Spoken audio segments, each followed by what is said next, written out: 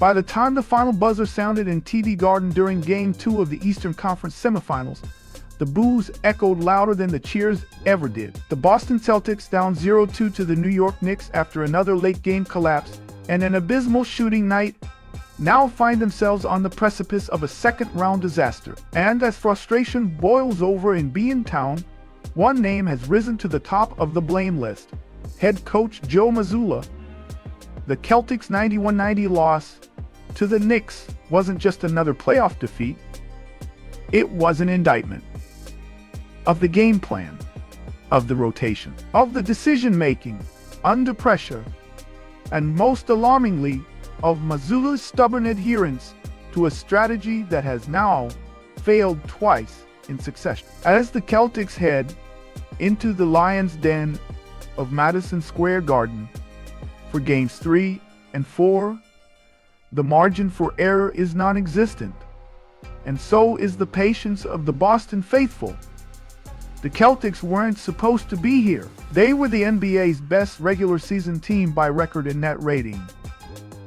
They boasted two All-NBA caliber wings in Jason Tatum and Jaylen Brown, a deep rotation, elite defenders, and multiple shooters. The roster was constructed with title contention in mind, and the pathway seemed relatively clear after Giannis Antetokounmpo and Jimmy Butler both went down with injuries. But after two straight losses to a gritty, undermanned Knicks team led by Jalen Brunson, the Celtics now appear rudderless, high-powered, but directionless. Worse, their trademark identity, a fusion of defense and elite three-point shooting, has abandoned them at the worst possible moment.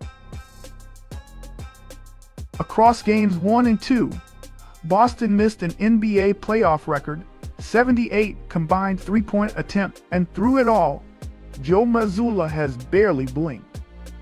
Mazzulla's rise to the top job was abrupt. After Ime Udoka's sudden suspension before the 2022-23 season, Mazzulla was thrust into the head coaching role with minimal NBA experience. While he steered the team to a strong regular season and a conference finals appearance last year, playoff scrutiny is a different beast. Now, with two blown 20-point leads in consecutive games and an avalanche of missed threes, Mazzulla's biggest flaws are magnified.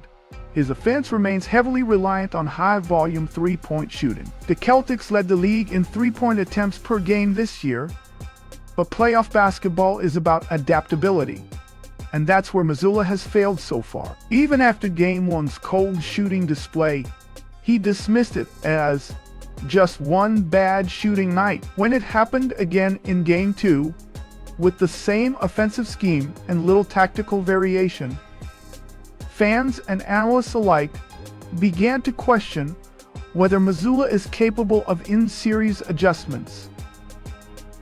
The eye test doesn't help his case either. The Celtics looked disjointed in the final possessions of both losses. Their late-game execution has bordered on chaos, with no discernible play structure, clock management, or effort to get the ball into their stars' hands in ideal spots. This has led to low-quality jumpers, rushed possessions, and ultimately missed opportunities. If there was any doubt about the fan sentiment, a quick glance at social media paints a vivid picture. Fire Mazzulla, worst coach in the NBA, and how do you blow two 20-point leads, were among the more polite critiques. Celtics Twitter has become a maelstrom of anger, sarcasm, and full-on revolt. One user declared, "Two 20-point leads blown in the second half. In both games, fire Mazzulla and trade everyone." Another wrote, "Mazzulla should be fired before he even walks off the court." Even NBA media personalities are beginning to wonder aloud about Mazzulla's shelf life. In Boston, where the standards are steeped in banners and legends, coaching mistakes are rarely forgiven, especially when a team this talented underperforms this dramatically. Joe Mazzulla isn't alone in shouldering the blame. Jason Tatum and Jaylen Brown, who have now led the Celtics deep into the playoffs in multiple seasons, have also drawn criticism for their inability to close games. In Game 2, they combined to shoot just 3 of 17 from beyond the arc. Their shot selection has become increasingly questionable, with a tendency to settle for contested threes or step-backs rather than attacking the rim. Tatum, the team's franchise cornerstone, is now facing the dreaded "is he really a hash one" option conversation again.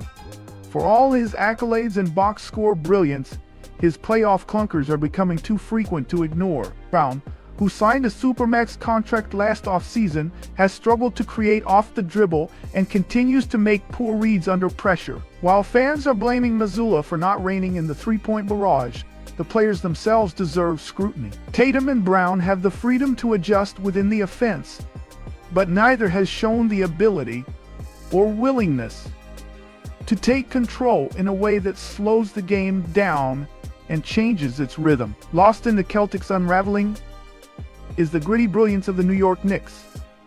Jalen Brunson, now officially a postseason superstar, has outdueled Boston's guards in key moments. Anunoby and Josh Hart are hounding Boston's wings on the perimeter, and the Knicks bench, though limited, has been more efficient and better coached.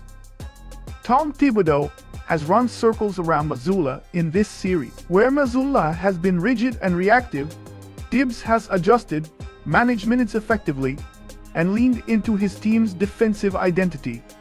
In a game where points were scarce, Thibodeau's steady hand made the difference. If the Celtics lose this series, major changes could be on the horizon. Tatum is extension eligible this summer and will likely command the richest contract in NBA history. Brown is already on one. That alone could push the team deep into the luxury tax for years to come. Brad Stevens, the president of basketball operations, must then decide whether Mazzulla is the right leader to maximize this core, or whether it's time to bring in a more seasoned coach with playoff experience. The team's commitment to this identity, three-point volume, switch-heavy defense, and wing-oriented offense may also be reevaluated. If Boston flames out early and Mazzulla keeps his job, it'll be because the front office believes the problems are fixable. But if Games 3 and 4 in New York bring more of the same, expect ownership to take a hard look at the coaching staff, the roster, and the franchise's long-term trajectory. Now down 0-2, the Celtics face a defining moment, not just in this series, but potentially in the Mazzulla-Tatum-Brown era as a whole. A Game 3 loss in Madison Square Garden would all but seal their fate. No team in NBA history has come back from a 0-3 deficit in a best-of-7 series. Game 3 isn't just a must-win, it's a must-respond. How the Celtics show up, mentally, tactically, and emotionally, will speak volumes about the state of the franchise. Will Mazzulla finally adjust? Will Tatum and Brown stop settling for threes and start punishing the paint? Will the Celtics remember how to close? The answers to those questions will not only determine the fate of this playoff run, they may decide the direction of the organization for the next 5 years. The Boston Celtics are a proud organization with a rich legacy, and the current core has carried the torch with admirable consistency. Multiple conference finals appearances, an NBA finals berth, and a perennial spot among the league's elite. But basketball dynasties are built not just on talent, but on execution, leadership, and adaptation.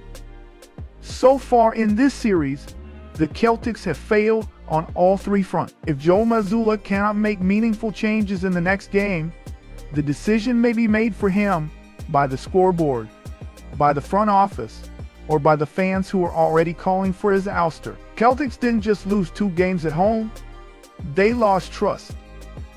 And unless something changes fast, they may soon lose their season and their head coach. Hi, xin chào tất cả mọi người, chào mừng mọi người đã trở lại với kênh của mình. Hôm nay mình xin giới thiệu mọi người một sản phẩm được làm từ kẽm nhung. Và ở trên tay mình đây là một chú rắn túi thần tài. Mình đã tạo lên từ những chiếc kẽm nhung. Và bây giờ mọi người cùng với mình bắt đầu thực hiện để tạo lên một chú rắn như này nhé.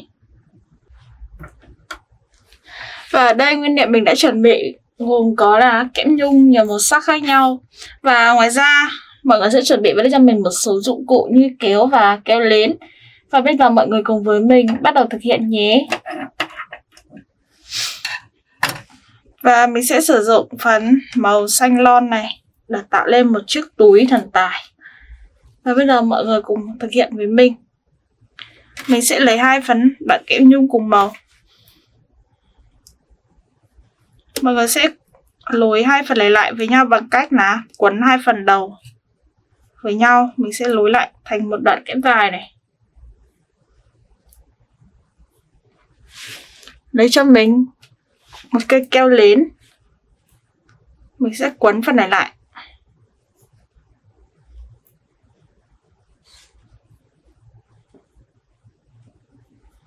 Mọi người sẽ quấn cho mình hết phần kẽm đã tạo này. Mình sẽ nối lại 2 phần này lại với nhau.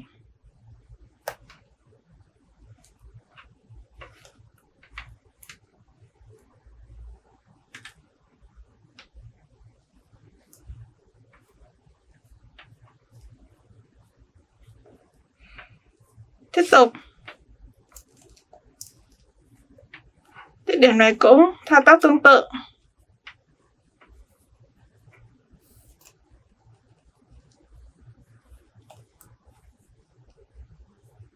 Mình sẽ quấn tiếp tại điểm này.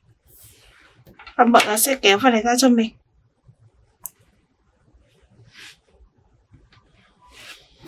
Tiếp tục. Mình sẽ lấy một đoạn kẽm tiếp theo. Cũng gấp phần đầu này xuống và cũng thao tác tương tự.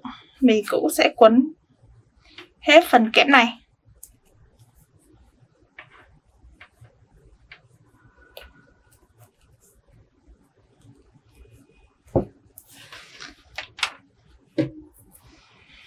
Và bây giờ mọi người sẽ lấy cho mình một phần kẽm. Luồn cho mình sợi kẽm này vào bên trong.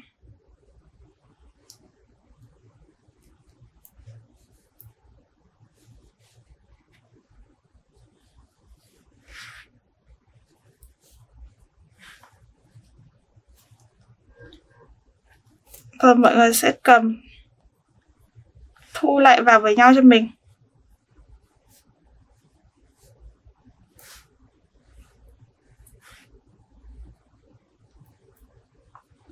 Mình sẽ ép phần này lại.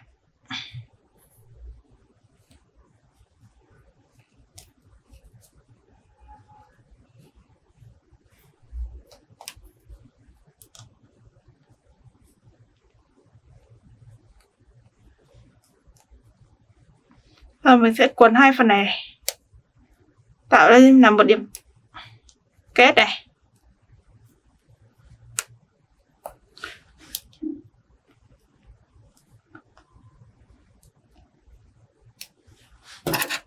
Cắt cho mình kẽm này đi.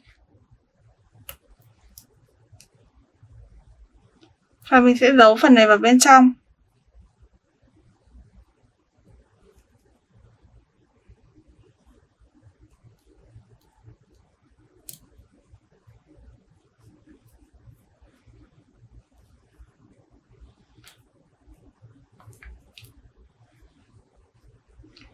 Và mình sẽ được một phần như thế này.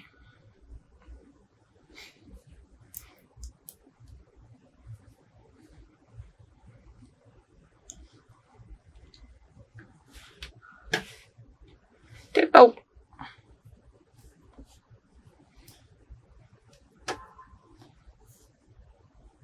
Mình lại thao tác tiếp.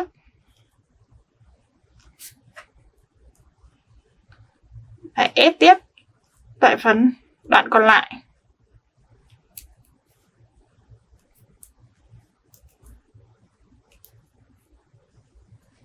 Rồi, mọi người sẽ cuốn vào đây cho mình.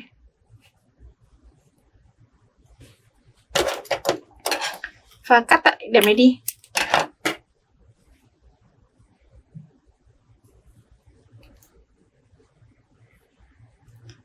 Và mọi người sẽ tách dàn ra.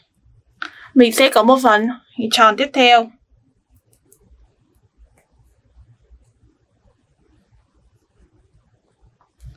Và mình sẽ gắn lên đây.